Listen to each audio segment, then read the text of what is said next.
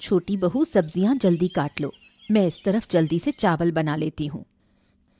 ठीक है दीदी, मैं सब्जियां काट रही हूँ। मछली बहू कहाँ है? क्या वो अभी तक नहीं उठी?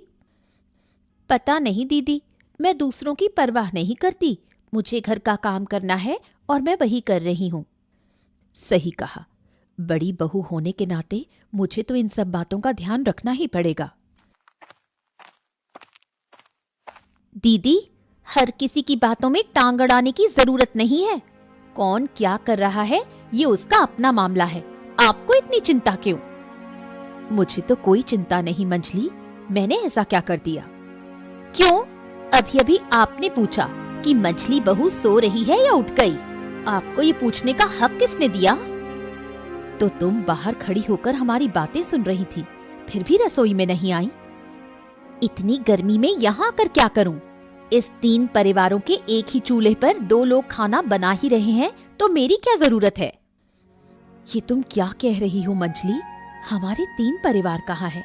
हमारा तो एक ही परिवार है और एक ही चूल्हा। हाँ, यही तो परिवार है। ये परिवार ज्यादा दिन तक एक नहीं रहेगा, ये मैं कह रही हूँ। जिस परिवार में इज्जत नहीं होती वहाँ रहना व्यर्थ है। आपको यहाँ कौन सी इज्जत नहीं मिलती दीदी? आप तो घर का कोई काम नहीं करती, सब कुछ हम दोनों ही संभालते हैं। क्या? इतना बड़ा इल्जाम? मैं घर का कोई काम नहीं करती? अच्छा, तो अब इस परिवार में रहने का कोई मतलब नहीं। आज ही मैं इस परिवार को अलग करने की व्यवस्था करूंगी। मंजली, छोटी की बातों का बुरा मत मानो, उसने गुस्से में कह दिया। ये गुस्से की बात नहीं है, ये आपके मन की बात है जो बाहर आ गई। अब मैं भी देख लूंगी। जब मैं इस परिवार का कोई काम नहीं करती तो अब से मैं इस परिवार का खाना भी नहीं खाऊंगी। मंजली, बेवजह झगड़ा बढ़ा रही हो। तुम्हें यहाँ आने की जरूरत ही क्या थी? पहले तो तुम कभी इस चूल्हे के पास आई ही नहीं। आने की जरूरत इसलिए नहीं थी क्योंकि मेरे बिना यहाँ मेरी बातें ही हो रही थी। अब जब मैं आ गई हूँ तो बातें रुक गई। यही गुस्सा है। आज बड़े भैया आए फिर देखती हूँ। अब क्या होगा छोटी? जो होगा देखा जाएगा। आप इतना ना घबराओ दीदी, वो हर बार चालाकी करती है, अब उसे यूं ही छोड़ना सही नहीं। क्या हाल है छोटू? और दुकान कैसी चल रही है? कारोबार सही चल रहा है ना कि नहीं? हाँ हाँ भैया, जैसा चलना चाहिए वैसा ही चल रहा है। वैसे भैया, अचानक आप इधर कैसे?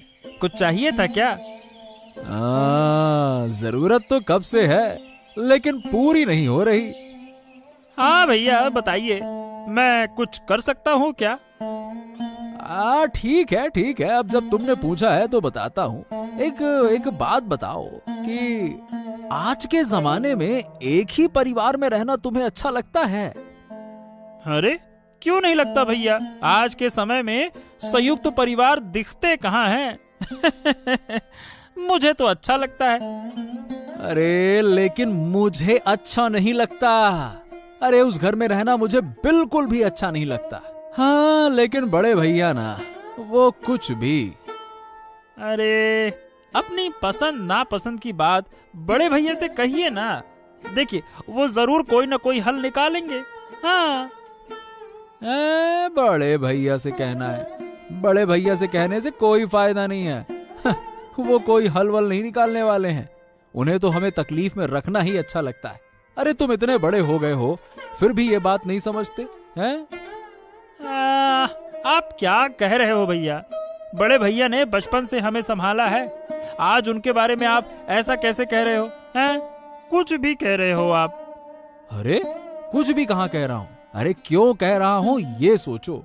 हमारे परिवार का सबसे बड़ा कारोबार बताओ किसके हाथ में है? अब हाँ, वो तो बड़े भैया ही संभालते हैं। अब देखो उन्हें कारोबार की समझ है तो वही देखेंगे, इससे हमें क्या नुकसान है? अरे मूर्ख, नुकसान हो रहा है या नहीं ये तुम कैसे जानोगे? अरे इस सूद के कारोबार से कितने पैसे परिवार को मिलते हैं और वो कितने अपनी जेब में डालते हैं, इसका हिसाब है तुम्हारे पास? बताओ, है तुम्हारे पास? जानते हो कुछ हैं? अब भैया, अब हिसाब रखकर मैं क्या करूंगा? बड़े भैया ने हमेशा परिवार की देखभाल की है। हमें तो आज तक 1 रुपए भी खर्च नहीं करने पड़े। बस हम तो इसी में खुश हैं। और क्या चाहिए? और क्या चाहिए? दाद तेरे की है। तुम हमेशा एक बेवकूफ ही रहोगे। बेवकूफ कहीं के नालायक पाजी। तुमसे बात करना ही बेकार है। समझते नहीं हो कोई बात को। बस ये नहीं वो नहीं, तुम्हारा खर्चा नहीं हो रहा तो इसी में खुश हो। खुश रहो जाके। मैं जा रहा हूँ। बात करते हैं, ऐसा है वैसा है, ये है वो।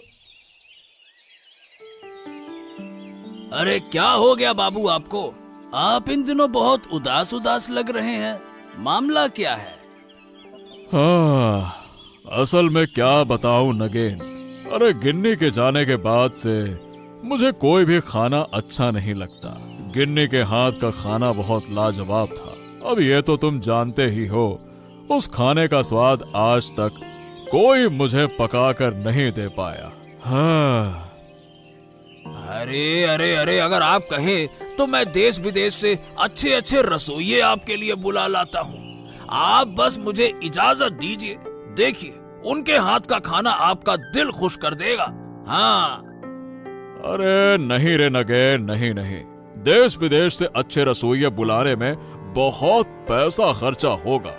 अपनी इच्छा पूरी करने के लिए मैं इतना पैसा खर्च करने को तैयार नहीं हूँ। अगर यही पैसा मैं गांव के विकास के लिए खर्च करूं तो सबका भला होगा ना। फालतू में अपने लिए क्या करना। हाँ, वैसे देखा जाए तो ये बात आपने सही कही बाबू। लेकिन आपको कुल मिलाकर अपनी सेहत का भी तो ख्याल रखना चाहिए ना। अच्छा नगेन, क्या हमारे गांव में ऐसा कोई नहीं है जो मुझे स्वादिष्ट खाना बनाकर खिला सके? हाँ, ऐसा तो कोई नहीं है। ये मुझे थोड़ा देखना पड़ेगा। वैसे देखा जाए तो उम्मीद है कि मिल जाएगा। बस मुझे थोड़ा समय दीजिए। जब आपने इच्छा की है कि गिन्नी माँ के जैसे हाथ का खाना चाहते हैं तो मैं भी आपको जरूर खिलाऊंगा। आपकी कोई इच्छा मैं अधूरी नहीं रहने दूंगा। आप निश्चिंत रहिए। हाँ। हाँ, इसी वजह से तो मैं तुमसे बहुत प्यार करता हूँ। अच्छा, उससे पहले तुझे कुछ पैसे वैसे की जरूरत तो नहीं है ना? बता। बाबू, मेरा नाम नागेन हो सकता है, पर आप मुझे इस कहानी के नागेन जैसा क्यों समझते हैं? क्या मैं हर वक्त पैसे पैसे की रट लगाता हूँ क्या? आप बार बार मुझसे ये सवाल पूछते हैं, पैसा चाहिए, पैसा चाहिए, पैसा।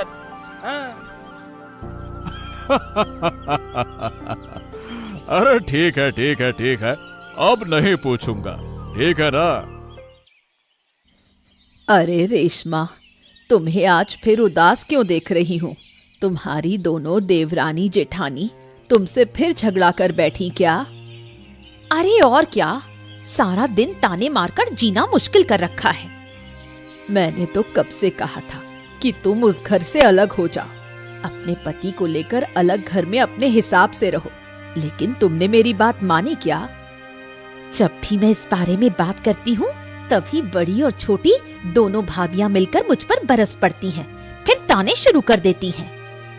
तुम अपने पति से क्यों नहीं कहती? अगर तुम अपने पति को समझाओगी तो जरूर कोई रास्ता निकलेगा।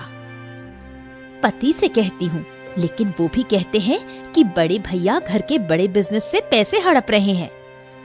अरे ये क्या बात हुई?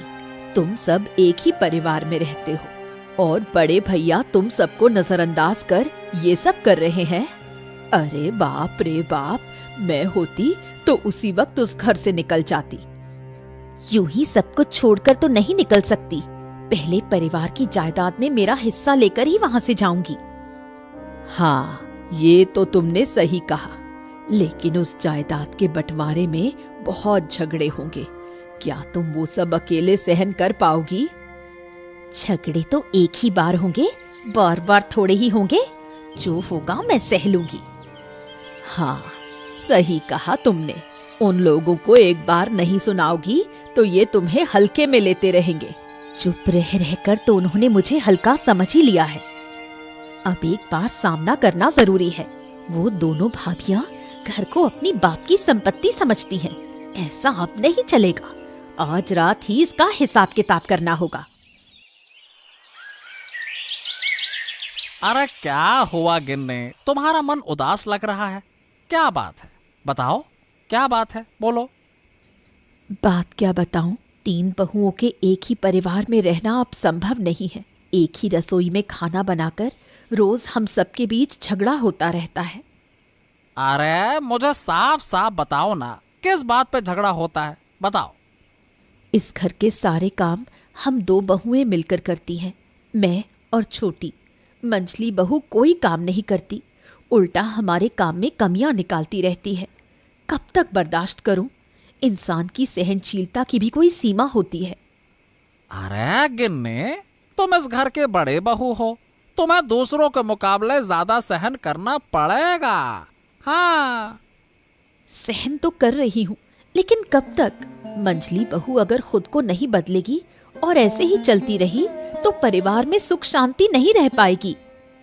अब अगर हम कुछ कहेंगे तो बात और बिगड़ जाएगी। इसीलिए देखो, चुप रहकर सहन करना ही हमारी किस्मत है। समय आने दो, वो खुद अपनी गलती समझ जाएगी, है ना? इतना मत सोचो। मंझली बहू तो हमेशा हमें देखकर ताने मारती है। तुम इसका कोई हल निकालो, ऐसे तो नहीं चल सकता। तुम सही कह रही हो। मैं देखता हूँ कि मजले भैया अक्सर मेरी दुकान पर आकर बड़े भैया की बुराई करते हैं और मेरा दिमाग खराब करने की कोशिश करते हैं। क्या बोलूं मैं? सच में? क्या कहते हैं? अरे क्या कहते हैं क्या, यही कहते हैं कि बड़े भैया हमारे व्यापार से बहुत सारा पैसा चुराकर अपनी जेब में डालते हैं। यही रट लगाए रहते हैं वो। कितनी झूठी बात है। बड़े भैया तो हमारे परिवार के लिए इतना कुछ करते हैं और उन्हीं के बारे में इतनी गलत बातें। अरे मैं तो मजले भैया की किसी बात पर ध्यान ही नहीं देता हूँ।